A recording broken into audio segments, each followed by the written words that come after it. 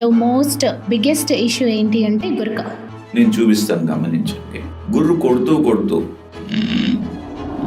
అంటూ అలా ఉలిక్కి పడతారు చాలా మంది. ఆ ఉలిక్కి పడడం అనేది బ్రెయిన్ లో ఆ బ్లడ్ వెజల్ చిట్లడం, హార్ట్ లో ఒక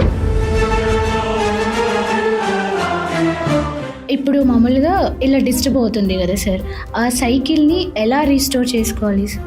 ఒక 15 minutes of good quality meditation is probably equal to 3-4 hours of sleep. Just కళ్ళు మూసుకొని శంకర్ వరప్రసాద్ గారిని గుర్తుపెట్టుకోవడము, లేకపోతే బాలకృష్ణ గారిని గుర్తుపెట్టుకోవడము కాదు. ఓకే, నిజంగా మెడిటేషన్ చేసేటప్పుడు ఆ టైంలోనే అన్ని గుర్తొస్తాయి సార్. మన మైండ్ ఎప్పుడు కూడా కోతిలాగా ఉంటుంది. ఈ స్నోరింగ్కి ఏమైనా ఎక్సర్సైజెస్ ఉంటాయా సార్? స్లైట్ మైల్డ్ గురికి వస్తానంటే వాళ్ళు ఏం చేయొచ్చు అంటే, ఫస్ట్ ఇంపార్టెంట్, పడుకునే ముందు యూట్యూబ్ లో Chinese exercises for sleep apnoea అని అంటే నాలుకతో కొన్ని ఎక్సర్సైజెస్ నేర్పిస్తారు వాళ్ళు. అవి చూసి నేర్చుకోవచ్చు. 2, పడుకునేటప్పుడు జాగ్రత్తగా